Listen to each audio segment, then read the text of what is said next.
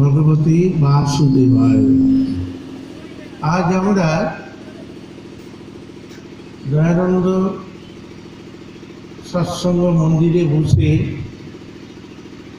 আমরা কিছু ভালো কথা আলোচনা করছি গীতা থেকে। কিছু ভালো কথা আমরা সব দিন সকালে সূর্যোদয়কে দেখি, সূর্য উঠছেন আবার সূর্য অস্ত যাচ্ছেন, কিন্তু আজকের সকালটা আমাদের কাছে কত পবিত্র দিন। সেই পবিত্র দিনকে মাথায় রেখে আমরা শ্রীমদ্ ভাগবত গীতা নবম অধ্যায়ে রাজবিদ্যা রাজগুহ্য যোগ থেকে দুটি শ্লোকের উপর আমি আলোচনা করব। ভগবান বলছেন, অপি চেত সুদুরাচার ভজতে মাম অনন্যভাব সাধু দেব স্বমন্তব্য সমগ্র বসিত হি সহা।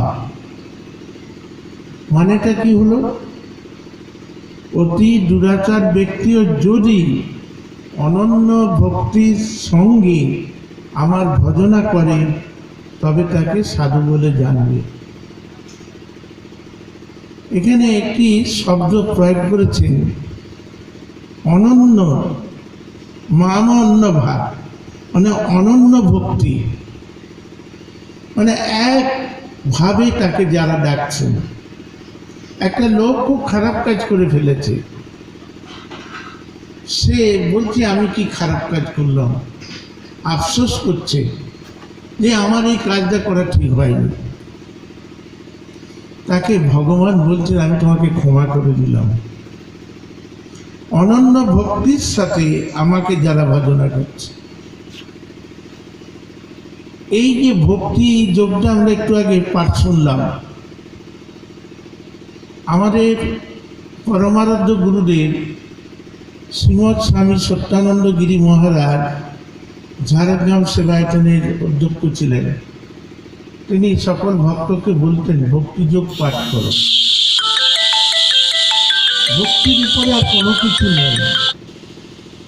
যার ভক্তি এসেছে তার সব হয়ে গেছে, মানে ভগবান তার কাছে এসে গেছে। ভক্তিযোগে একটা শ্লোক আছে, সেখানে বলছেন যে স্বামীজি বলতেন কারো দোষ দেখো না,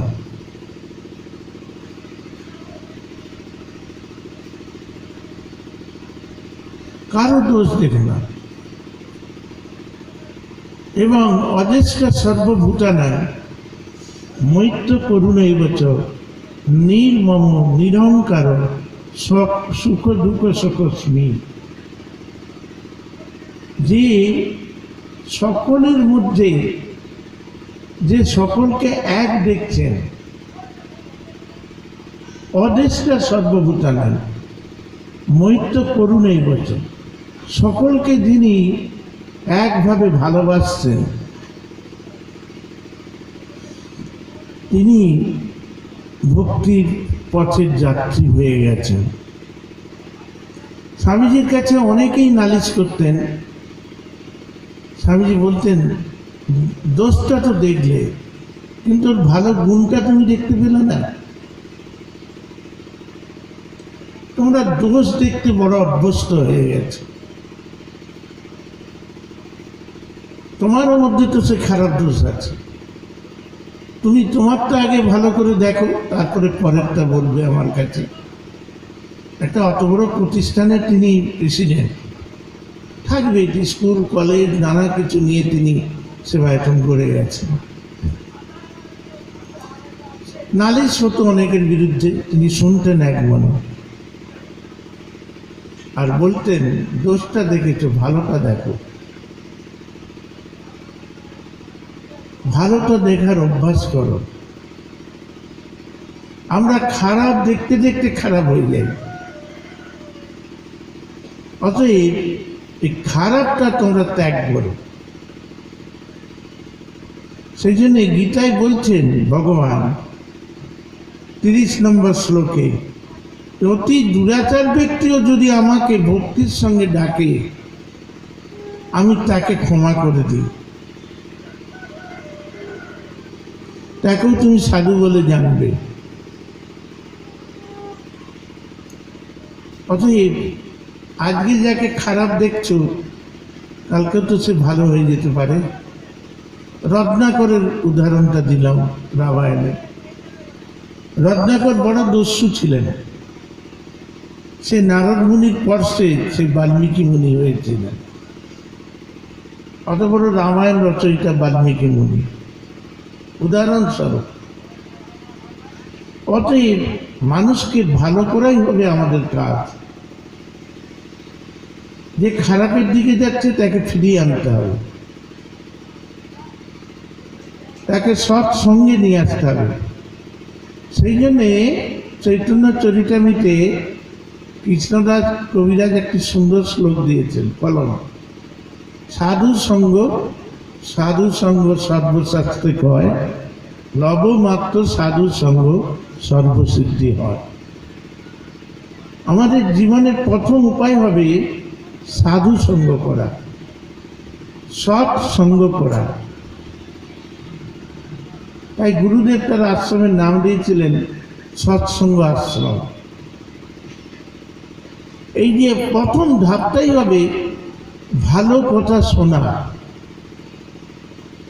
ভালো কথা আমাদের শুনতে হবে। আমরা প্রত্যহ কিছু না কিছু খারাপ কথায় কান দিই, কিন্তু ভালো কথার দিকে কজন কান দিই বলুন তো? সেই ভালো কথা আমাদের দরকার। জীবনটাকে পাল্টাতে গেলে আমাদের ভালো কথা শুনতে হবে। এই শ্রবণেন্দ্রটাকে আমাদের ভালো কথা শোনার দিকে নিয়ে যেতে হবে। তাই আমাদের জীবনের পাথর হচ্ছে ভালো কথা শোনা, ভালো জায়গায় যাওয়া, ভালো উপদেশকে নিয়ে জীবনকে গঠন করা। এইগুলি আমাদের প্রধান কাজ। এই যে অনেক আশ্রম আছে, অনেক মঠ আছে, অনেক ধর্মস্থান আছে ভারতবর্ষে, সেখানে কিছু না কিছু তো ভালো কথা হচ্ছে। সেই ভালো কথাগুলোকে আমাদের জীবনের পাথর করতে হবে। সেই জন্য বলছে যে একটা মানুষ যদি খারাপ হয়ে যায়, তাকে তার জীবনকে তুলে ধরতে হলে তার কাছে রোজ ভালো কথা বলো, তার কাছে প্রত্যহ ভালো কথা বলো।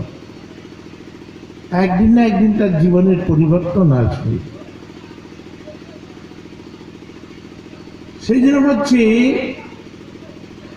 আরেকটি শ্লোকে বলছেন 31 নম্বর শ্লোকে, ক্ষিপ্রম ভবতি ধর্মাত্মা। সেই ব্যক্তি শীঘ্রই ধর্মাত্মা হয়ে যাবে।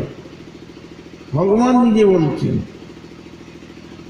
ক্ষিপ্রম ভবতি ধর্মাত্মা সত্য শান্তি নিগচ্ছতি। সে শান্তি পাবে জীবনে। আবার ভগবান বলছে, হে কুন্তি, তুমি নিশ্চিত জেনো যে আমার ভক্ত কখনো বিনিষ্ট হয় না, নমে ভক্ত প্রচ্ছতি। আমার ভক্ত কখনো ধ্বংস হয় না। এটাও ভগবান জোর দিয়ে বললেন অর্জুনকে, যে আমাকে ডাকে, যে আমার আরাধনা করে, সে কখনো খারাপ পথে যেতে পারে না, ধ্বংস হয়ে যেতে পারে না। তাহলে ভাবো, দুর্যোধন বড় খারাপ মানুষ ছিলেন, কিন্তু সে রোজ প্রার্থনা করত। সকালে রক্ত বস্ত্র পরে গঙ্গা স্নান করে সে সূর্যের দিকে তাকিয়ে বলতো, ধর্ম কি জিনিস তাও জানে না, অধর্ম কি জিনিস তাও জানে না, আবার ন জানান, আমি কিছুই জানি না। এই ঋষিকেশ তয়া ঋষিকেশ হৃদিষ্ঠিতেন যথা নিযুক্ত স্মৃত তথা করণ। এই ঋষিকেশ, তুমি যেমনভাবে আমাকে পরিচালনা করছো আমি সেইভাবেই পরিচালিত হচ্ছি, ফুললি সারেন্ডার। এর জন্যই দুর্যোধন স্বর্গে যেতে পেরেছিল। এত খারাপ কাজ করো, যুধিষ্ঠিরের আগেই সে পৌঁছে গেছে। যুধিষ্ঠির প্রশ্ন করেছিলেন যে দুর্যোধন কি করে স্বর্গে চলে এলো আমার আগে? তখন বলেছিল যে দুর্যোধন তার একটাই কাজ ছিল, সে বলতো আবাহন ন জানামি ধর্ম নচে প্রবৃত্তি তয়া ঋষিকেন কেছে যুধিষ্ঠিরেন যথা নিযুক্তস্মি তথা করবে। আমিও ধর্ম জানি না, অধর্ম জানি না, আমি তোমাকেই জানি। তাই তার স্বর্গলাভ হয়েছিল। ভগবানকে সবটাই দিয়ে দিতে পেরেছিল। অপি চেত সে দুরাচার,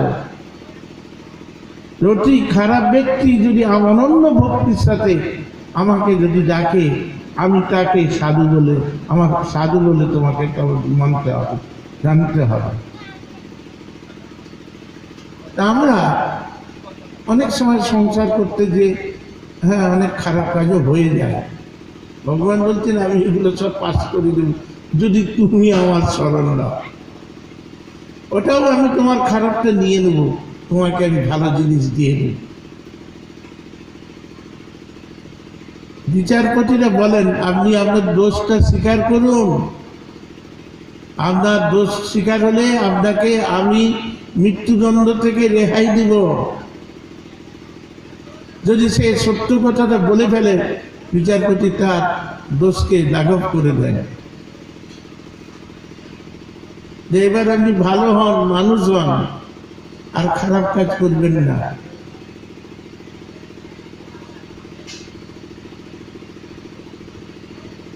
ভাবো যে ভগবানের কি দয়া বলতো আমাদের প্রতি। আজকে কি সুন্দর সূর্য উঠেছে, তার ঝলমলে কিরণ আমাদের পৃথিবীর উপর ছড়িয়ে পড়েছে। এর জন্য ভগবান তোমাকে বলে না যে আমাকে ট্যাক্স দাও, কারেন্টের বিল দাও।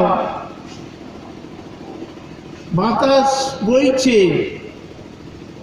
তোমাকে অক্সিজেন নিতে দিচ্ছে, কোনোদিনও বলে না যে আমি তোমাকে এত প্রাণবায়ু দিলাম, তুমি আমাকে বিল দাও।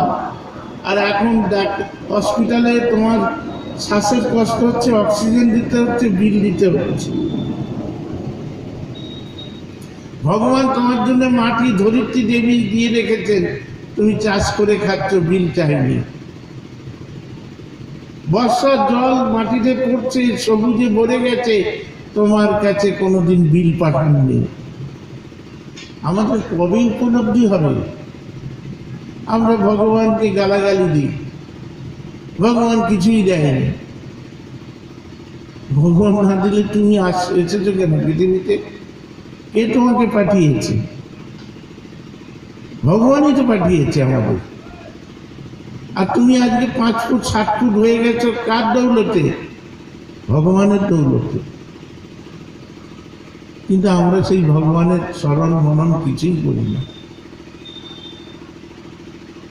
আমাদের অনেক অভাব, আমরা একটু সৎসঙ্গ করতে চাই না, আমরা সাধু সঙ্গ করতে চাই না, আমরা সৎসঙ্গের জায়গায় যাই না। বলি যে আমার সময় নেই ভাই, আমার তোরা ওই আশ্রমে যা, আমার ঘরটা কে দেখবে? কে দেখছেন? যেদিন পৃথিবী থেকে ভগবান এই জিনিসগুলো যখন হরণ করবে, তখন তোমাকেও হরণ করে নেবে তার সাথে। তাহলে আমরা, আমাদের উপলব্ধি নেই, আমাদের চেতনা নেই, আমাদের মনুষ্যত্ব নেই, আমরা সব হারিয়ে ফেলেছি। সেই জন্যে কৃপাময় ভগবান, দয়াময় ভগবান, কৃপাময় আর দয়াময়। তারপর তো তার আরো অনেক জিনিস আছে। সেই জন্যে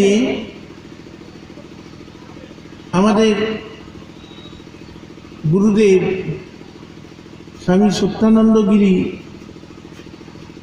কি সুন্দর করে বলতেন সকলকে। তিনি এক সময় রাঁচি ব্রহ্মচর্য বিদ্যালয়ের অধ্যক্ষ ছিলেন। ছাত্রদের নিয়ে বসাতেন, সৎ কথা বলতেন, সৎভাবে জীবনযাপন করার কথা বলতেন, এবং তিনি সেইটাই শিক্ষা দিয়ে গেছিলেন। মানব জীবনের উদ্দেশ্য হল মনুষ্যত্বের অধিকারী হওয়া। আগে তুমি মানুষ হও, সেই মানুষ হলে তুমি বুঝবে তুমি অনেক ভালো কাজ করে যাচ্ছ পৃথিবীতে, তুমি অনেক আদর্শ রেখে যাবে। জঙ্গলমহলে তিনি এসেছিলেন, আদিবাসীদের জায়গায় এসেছিলেন,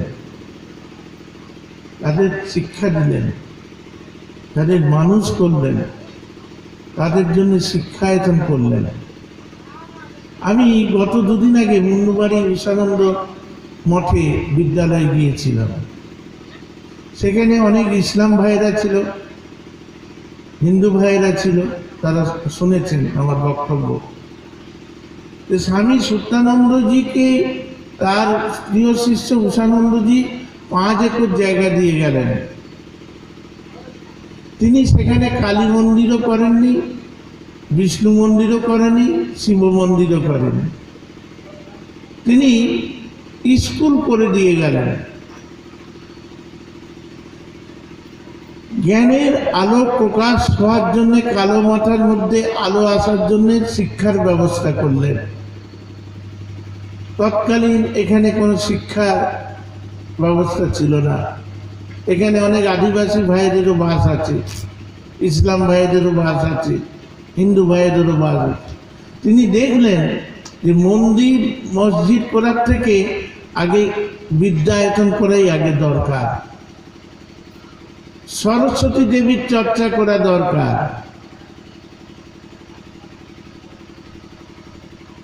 সেই সরস্বতী দেবীর হল বিদ্যায়তনের বিদ্যার দেবী।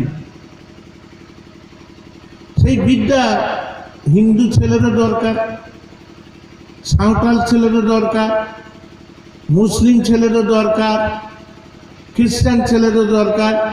বিদ্যা না হলে জ্ঞানের আলো আসবে না, অন্ধকার দূর হবে না। অজ্ঞান তিমিরান্ধস্য জ্ঞানাঞ্জন শলাকয়া চক্ষু উন্মিলিত এন তস্মৈ শীঘ্রবেন। এই অজ্ঞানতা দূর করার জন্য আমরা গুরুদেবের পাঠশালায় যাই। গুরুদেব আমাদের অজ্ঞানতা দূর করে দেন। এই অজ্ঞানতা থাকলে ঈশ্বর লাভ হবে না। তাই আমাদের সেই অজ্ঞানতা দূর করতেই তো এরা আসেন সমাজে, এই সব মনীষীরা।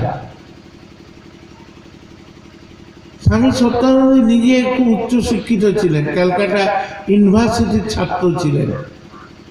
তিনি চাকরি করলে বহু টাকা রোজগার করতে পারতেন, বড় বড় বাড়িও করে ফেলতে পারতেন। সেসব না করে তিনি জঙ্গলের দেশে চলে গেলেন কেন?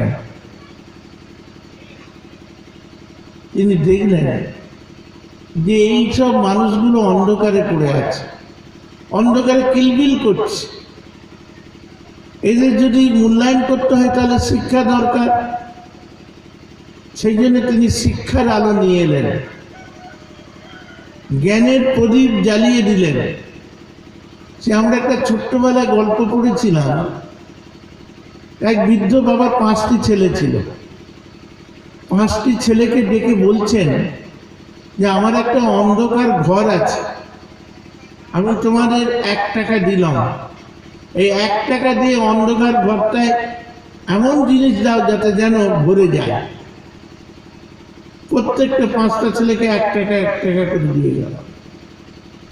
একটা ছেলে সে খড় কিনলো 1 টাকায় তখনকার দিনে, খড় দিয়ে সে ঘর বুঝাচ্ছে, কিন্তু কতটুকু আর খড় হবে, এক টাকা অর্ধেকটা হয়ে রয়ে গেল। আরেকটা ছেলে কি ভাবলো, চলো কি করি, আমাকে তো 1 টাকা দিয়েছে। সে কি করলো, কতগুলো মাটি কেটে সে বস্তায় করে বোলাতে লাগলো, কিন্তু সেই ঘরটা ভর্তি হলো না। 4 ছেলে 4 রকম জিনিস নিয়ে এলো, ঘর ভরলো না। ছোট ছেলেটা কি করলো, একটা মোমবাতি জ্বালিয়ে ঘরে ঢুকলো, আলোতে ঘরটা ভরে গেল। তখন তার বাবা বলছে, তুই ঠিক কাজ করেছিস, এই অন্ধকারকে দূর করতে পারে জ্ঞানের আলো, এই অন্ধকারকে দূর করতে পারে জ্ঞানের আলো, তোরই বুদ্ধি আছে, এইগুলো কিছু নেই। তাহলে ভাবো, ওই আমাদের ঘরটা অন্ধকার, আমাদের যদি ভেতরে জ্ঞানের আলো আসে, তাহলে অজ্ঞান তিমিরান্ধস্য জ্ঞানাঞ্জন শলাকয়া, তাহলে অজ্ঞানতা দূর করতে হবে। অজ্ঞানকে দূর করতে পারে জ্ঞানের আলো। তাই জন্য স্বামী সত্যানন্দজি মুন্ডুমারিতে 5 একর জায়গা, এখন তো 1 একর জায়গার দাম তো অনেক টাকা, এখানে তিনি ওখানে স্কুল করে দিয়ে চলে গেলেন। ভাবতে পারেন, তিনি তো ওই জায়গা নিয়ে নিতে পারতেন। আজকে 1 কাঠার দাম তিনি বলছে শুনি 2 লক্ষ টাকা করে মুন্ডুমারিতে, 4 লক্ষ টাকা। তাহলে তার কত টাকা হয়ে যেত স্বামী সত্যানন্দজি। আজকে তোমরা এই তার জায়গাকে বিক্রি করতেছ, ভারী অন্যায়, ভারী অন্যায়। তাহলে আমাদের এই যে আমরা রোজ দয়ানন্দ সৎসঙ্গ আশ্রমে সান্ধ্যকালীন প্রার্থনা করি কেন না, আমাদের অজ্ঞানতা দূর করার জন্য, প্রকৃত জ্ঞানের আলো জ্বালিয়ে দেওয়ার জন্য। তাই আমরা সকলে এখানে উপস্থিত হই। মনের মলিনতা দূর করতে হবে। মনের মলিনতা না দূর হলে তো আমরা জ্ঞানের আলোর কাছে যাব কি করে? একটা গান আছে, সবারে বাঁচলে ভালো, মনের আলো, মনের কালিমা দূর হবে না। সেই মনের কালিমা দূর করতে গেলে আমাদের সৎসঙ্গ করতে হবে, সাধু সঙ্গ করতে হবে। নবমত্ত সাধু সঙ্গ সর্বসিদ্ধি হয়। সেই সর্বসিদ্ধি আমাদের লাভ করতে হবে। সেই জন্যে আমরা সাধু সঙ্গ করি, সেই জন্যই আমরা সৎসঙ্গ করি। এছাড়া আমাদের উপায় নেই, ভালো মানুষ দরকার।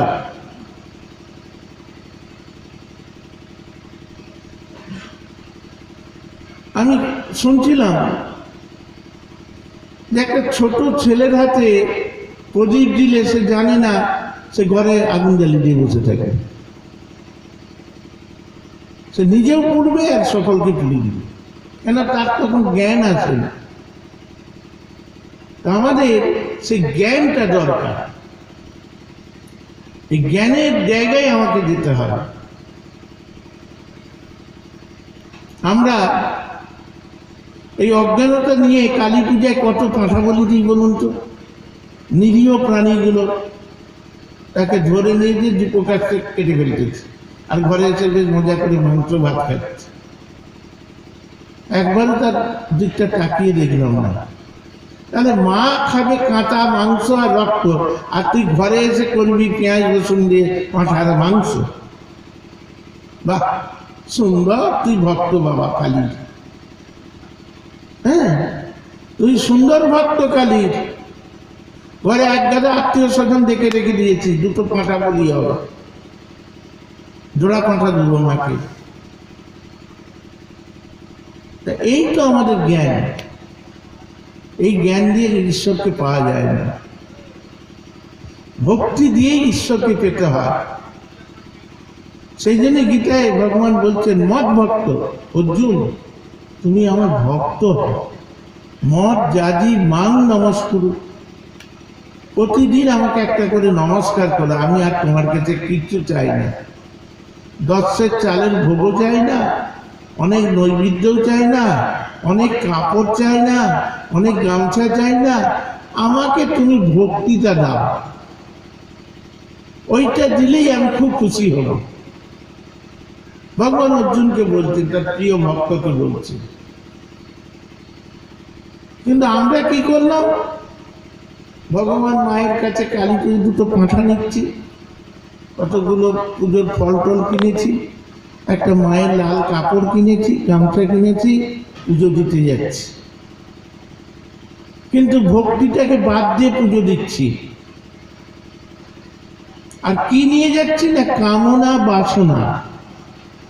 যে মায়ের কাছে আমি মানত করেছিলাম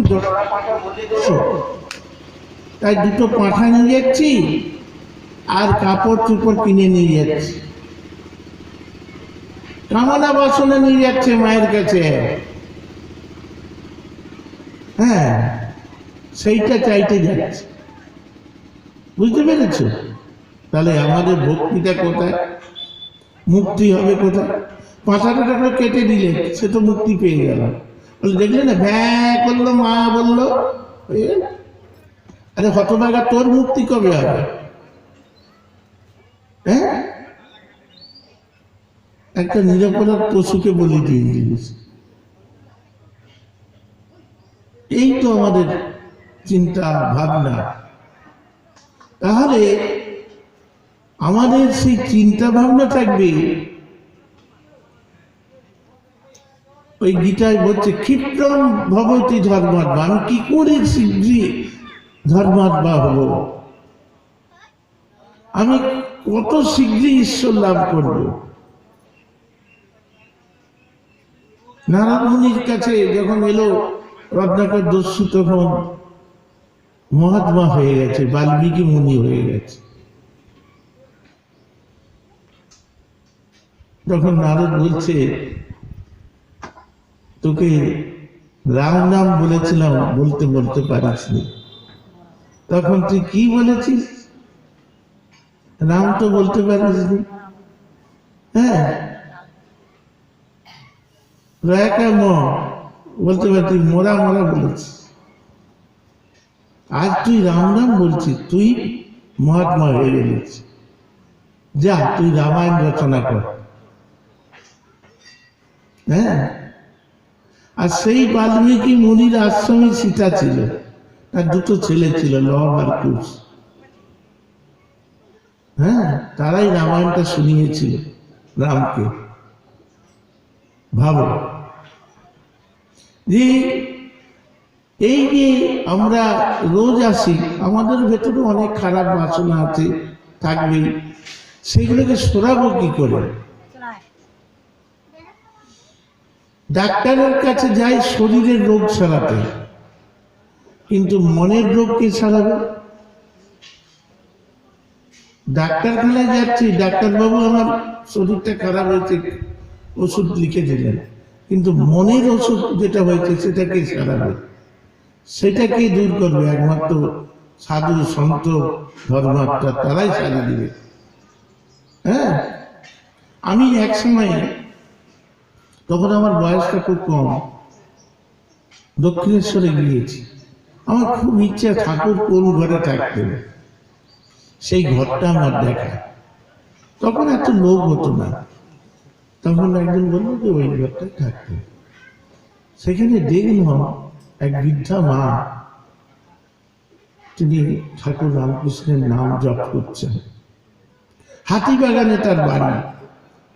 সে রোজ বিকেলবেলা বাসে করে দক্ষিণেশ্বর আসে, আর ওখানে 8 ঘন্টা ঠাকুরের নাম জপ করে, আবার বাসে করে চলে যায়। তা আমি সেই বৃদ্ধা মাকে জিজ্ঞাসা করলাম, আপনি কতদিন করছেন? বলে তা 20-22